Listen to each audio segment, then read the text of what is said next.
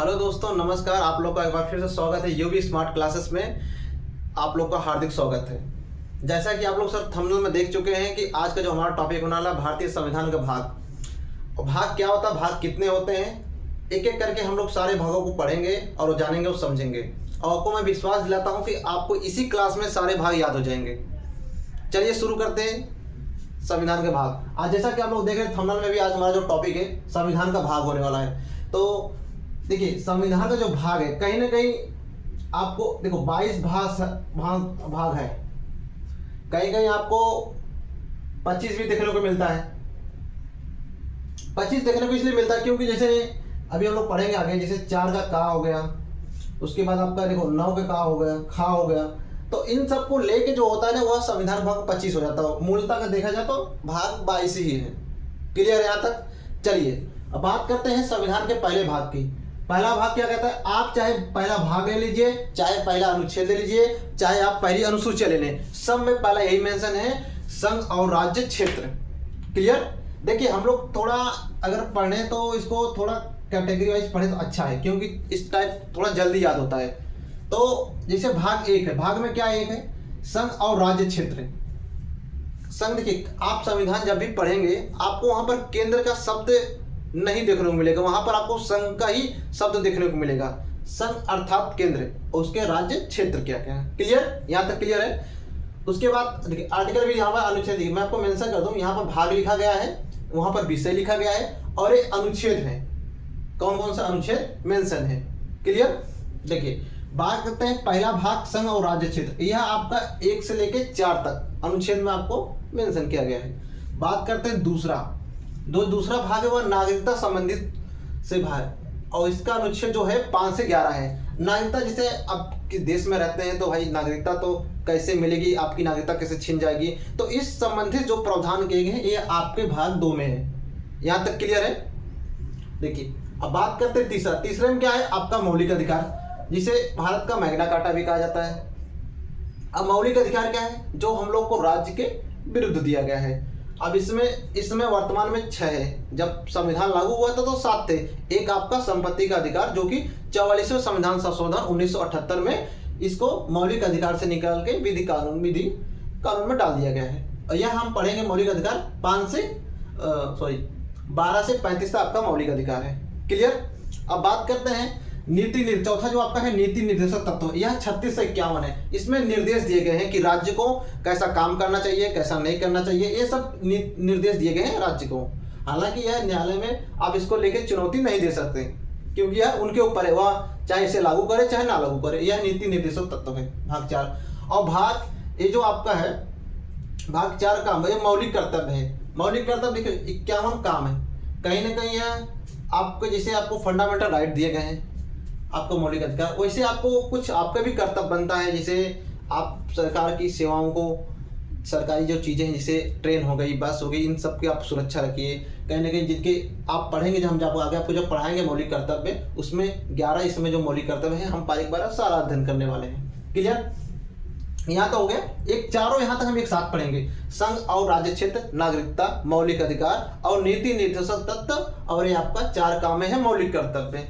Okay, चलिए अब बात करते हैं पांचवा में क्या है, संघ जो है आपका 52 से 51। संघ में देखिए आपका जैसे राष्ट्रपति हो गए, आपके सर्वोच्च न्यायालय हो गए, प्रधानमंत्री हो गए, जैसे उसको आपके क्या उपराष्ट्रपति हो गए, इन संबंधित जो भी है, जैसे संसद है, लोकसभा, राज्यसभा, ये सब संघ में आएंगे, आपका इसी में आएंगे भाग 5 में।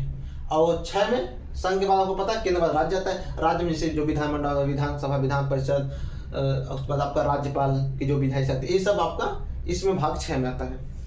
ओके, अब बात करते हैं सातवां आपका निरस्त कर दिया, इसको रद्द किया जाए, जो कि 238 अनुच्छेद है, इसको निरस्त कर दिया गया है। यह राज्यों के बीच एक आपको बंटवारे से संबंधित है, इसको रद्द कर दिया गया है। अब बात करते हैं, अब देखिए संघ हो गया आपका, राज्य हो गया। अब 8वां क्या है, 8वां क्या है आपका केंद्र शासित प्रदेश। जैसे केंद्रों के बीच जो आपको जैसे जो शेड्यूल दिए गए वह इसमें दिया गया आपका 239 से लेकर 242 तक, ये आपका केंद्र शासित प्रदेशों के लिए है। अब बात करते हैं, अब देखिए आपका संघ हो गया, राज्य हो गया, केंद्र शासित हो गया। अब आपका जो लोअर लॉ है, जैसे आपका पंचायत आपका भाग 9 में है। अब इसमें आपको 243 से लेके 223 ओ तक है। उसके बाद आपको शहरी लिए निकाय दिया गया है कि आपको शहर की जो नगर पालिका वह किस तरह काम करेंगे। जैसा मैंने आपको अनुसूची में पढ़ाया है कि कितने इसके कार्य दिए गए हैं, सब आपको विषय है, सब दिए हैं। 9 का में आपका नगर पालिका है जो कि आर्टिकल आपका मेंशन किया गया है। फिर 9 खा में आपका सहकारी समिति है जो कि सब जोड़ा गया था। अब बात करते हैं, ये आप देखिए यहाँ तो आप एक साथ पढ़िए, ये तीनों और ये तीनों एक साथ पढ़िए, आपको जल्दी याद होगा। इस तरह आप पढ़ेंगे तो थोड़ा जल्दी हो जाएगा, ठीक है। अब बात करते हैं भाग 10 में, जिसमें आपका अनुसूचित और जनजाति क्षेत्र के बारे में वर्णन है। यहाँ तक क्लियर है? ओके। अब देखिए, अभी जो आपका भाग 11 है, संघ और राज्य के बीच जो संबंध है, जिसे कर के लिखिए, बहुत सारे संबंध है, तो उस संबंध में आपको भाग 11 में आपको देखने को मिलेगा। संघ और राज्य के बीच जो संबंध है यहाँ देखने को मिलेगा। उसके बाद आपका जैसे आपको जो संबंध है इसमें आपको देखने को मिलेगा विधायिक संबंध हो गए, प्रशासनिक संबंध हो गए, उस तरह का आपको दो। फिर उसके बाद आपका भाग 12 में वित्त संबंधित आपको संबंध देखने को मिलेंगे कहीं ना कहीं। यह बहुत ही इंपॉर्टेंट, इसको आप लोग जरा ध्यान दीजिएगा।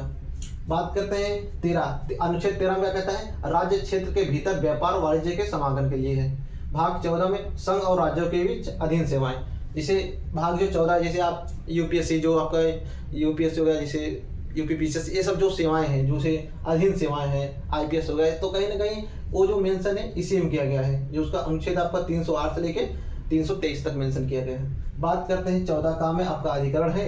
भाग 15 में आपका देखिए निर्वाचन है। निर्वाचन जैसे आपकी जैसे उम्र हुई 18 साल, जिसे तो चुनाव देने के लिए जो जो प्रक्रिया अपनाया जाता है, जो निर्वाचन आयोग जैसे जैसा लेता है, फैसला करता है, उस संबंधित इसमें आपको मेंशन किए गए हैं कि निर्वाचन कैसे होगा, किस प्रक्रिया से होगा, कैसे होगा, ये सब इसमें दिया गया है निर्वाचन में। यहाँ तक क्लियर है?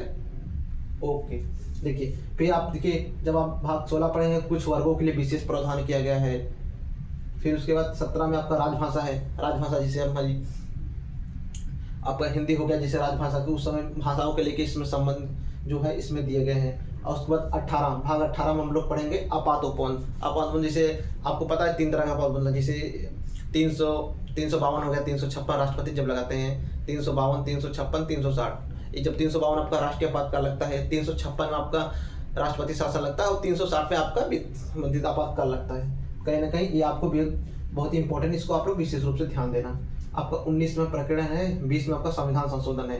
ये जो अनुच्छेद है 368, ये आपको संविधान संशोधन संबंधित है। जैसे किसी एक 3 तरह का संविधान संशोधन होता है। एक तो साधारण बहुमत होता है, फिर एक आपका विशेष बहुमत होता है, फिर तीसरा आपका विशेष बहुमत प्लस आधे से अधिक राज्यों की सहमति से होता है। तो कहीं ना कहीं ये आपको बात ध्यान देना है कि संविधान संशोधन भाग 20 में 368 में, तो इसमें किस प्रकार के संशोधन होंगे, कैसे नहीं होंगे, तो इस टाइप के इसमें वर्णन किए गए हैं। भाग 21 में अस्थायी संक्रमणकालीन है। भाग 22 में संक्षिप्त नाम प्रारंभ हिंदी के प्राधिकरण उपगम है। क्लियर है यहाँ तक? तो आप लोग इस एक बार इसको नोट कर लीजिएगा। इसको आप नोट कर लेंगे तो 1-2 बार देखेंगे तो धीरे धीरे याद हो जाएगा, कोई दिक्कत नहीं है। चलिए एक बार फिर से हम लोग इसको रिवीजन करते हैं। भाग पहले में क्या है? संघ और राज्य क्षेत्र। दूसरे में क्या है? नागरिकता। तीसरे में आपका मौलिक अधिकार। चौथे में आपका नीति निर्देशक तत्व। और 4 का में आपका मौलिक कर्तव्य। 5 में आपका संघ। 6 में आपका राज्य। 7वां आपका निरस्त है। 8वां आपका केंद्र शासित है। 9वां में आपका पंचायत है। 9 का में आपका नगर पालिका। उसके बाद 9 खा में आपका सहकारी समिति। 10 में आपका अनुसूचित जाति जनजाति क्षेत्र है। 11 में आपका संघ और राज्य के संबंध है। उसके बाद 12 में आपका वित्त संबंधित वाद है। 13 में आपका राज्य क्षेत्र, ये राज्य क्षेत्र के भीतर व्यापार वाणिज्य समाधान है। 14 में आपका संघ और राज्य के अधीन सेवाएं दी गई हैं, जिसे यूपीएससी बताया आपको मैंने आपको। फिर 14 का में आपका अधिकरण है।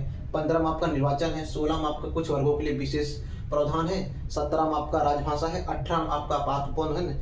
19 में आपका प्रकीर्णन है। 20 में आपका संविधान संशोधन है। और 21 में आपका अस्थायी संक्रमणकालीन है। 22 में आपका संक्षिप्त नाम और प्रारंभ हिंदी में प्राधिकृत है।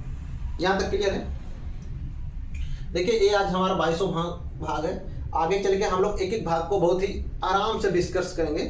तब तक चलते हैं। आप लोग भी नए साल के ढेर सारी शुभकामनाएं। Happy new year.